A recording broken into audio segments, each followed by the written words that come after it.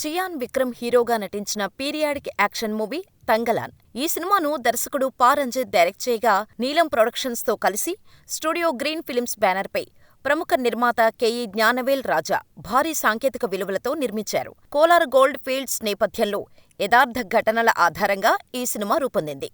Thangalaan cinema స్వాతంత్ర్య దినోత్సవం సందర్భంగా ఈ నెల 15న వరల్డ్ వైడ్గా గ్రాండ్ థియేట్రికల్ రిలీజ్ కాగా, సినిమా ఎలా ఉందో ఇప్పుడు రివ్యూలో చూద్దాం. తంగలాన్ 18వ శతాబ్దానికి చెందిన కథగా మొదలవుతుంది. అప్పుడప్పుడే బ్రిటిష్ వాళ్ళు ఇండియా మీద ఆధిపత్యం సంపాదించుకుంటున్న సమయంలో చిత్తూరు తాలూకాకు చెందిన ఒక కుగ్రామంలో తంగలాన్ తన భార్య, పిల్లలతో కలిసి నివసిస్తూ ఉంటాడు. తమ తాతల కాలంలో ఒక బంగారు గని గుర్తించి విన్న కథల కారణంగా తంగలాన్ ఎప్పుడూ ఏదో ఒక లోకంలో ఉన్నట్టు అనిపిస్తాడు. ఊరిలో నివసించేందుకు అనేక ఇబ్బందులు పడుతున్న సమయంలో బంగారు మైన్స్ నుంచి బంగారం తీయాలి అంటూ ఒక బ్రిటిషర్ ప్రభుత్వ ఉత్తర్వులతో తంగలాన్ గ్రామానికి వస్తాడు. అయితే పూర్వీకుల నుంచి వింటూ వస్తున్న కథల కారణంగా ఆ నిధికి విశేషాలు కాపలా ఉన్నాయని భయపడి ఊరివాళ్ళు ఎక్కువమంది వెళ్లటానికి సాహసించరు. కాని తంగలాన్ మరికొద్దిమంది మాత్రమే బ్రిటిషర్ వెనుక వెళతారు. అలా వెళ్లిన తంగలాన్కి నిధి దొరికిందా? ఇచ్చిన మాట ప్రకారం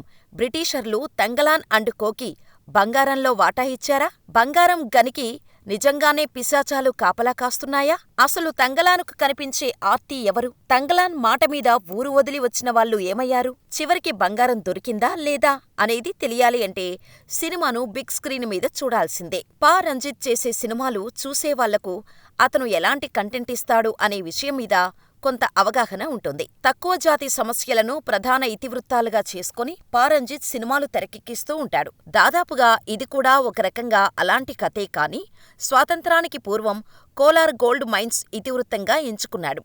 కథగా చెప్పుకుంటే చాలా చిన్న లైన్ అనిపిస్తుంది కాని ఇలాంటి ఒక కథను ఆలోచించి రాసుకొని దాన్ని తెరమీదకు తీసుకురావడం అనే ఆలోచన మొదటి సక్సెస్ అనిపిస్తుంది. ఈ రోజుల్లో పీరియాడిక్ సినిమాలు ఎక్కువయ్యాయి కాని ఈ సినిమా చేయటం ఒక రకంగా కత్తిమీద సాములాంటి వ్యవహారం.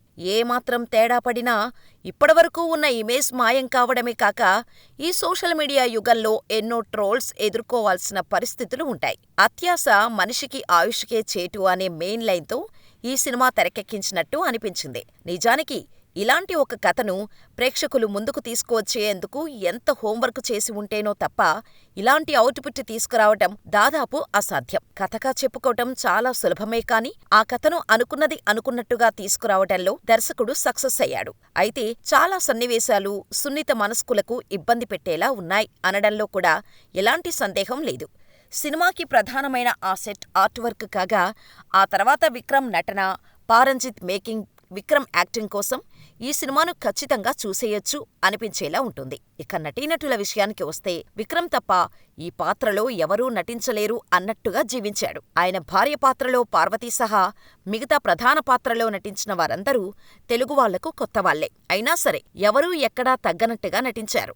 ఎవరికి వారు నటనలో పోటీపడి మరీ రెచ్చిపోయారు. టెక్నికల్ అంశాల విషయానికి వస్తే జి.వి. ప్రకాష్ కుమార్ అందించిన బ్యాక్గ్రౌండ్ స్కోర్ సినిమాకి అదనపు ఆకర్షణ. ఒక సినిమాటోగ్రాఫర్ గురించి ఎంత చెప్పినా తక్కువే. అలాంటి ఫ్రేమ్స్ ఆయన మాత్రమే పెట్టగలడు అనిపించేలా చాలా ఫ్రేమ్స్ అనిపించాయి. ఇక లొకేషన్స్ ఎక్కడ సెలెక్ట్ చేసుకున్నారో తెలియదు కానీ అత్యద్భుతంగా ఉన్నాయి. నిజంగానే స్వాతంత్రానికి ముందు జరిగిన కథకు కావాల్సిన సెటప్ అంతా ఆర్ట్ డిపార్ట్మెంట్ చూసుకుంది. కాస్ట్యూమ్స్ విషయంలో ఎంత కేర్ తీసుకున్నారో ప్రత్యేకంగా చెప్పాల్సిన అవసరం లేదు. నిర్మాణ విలువలు అత్యద్భుతంగా ఉన్నాయి. ఫైనల్లీ తంగలాన్ సినిమా ఒక మస్ట్ వాచ్ పీరియాడిక్ డ్రామా. కానీ అందరికీ కనెక్ట్ కాకపోవచ్చు.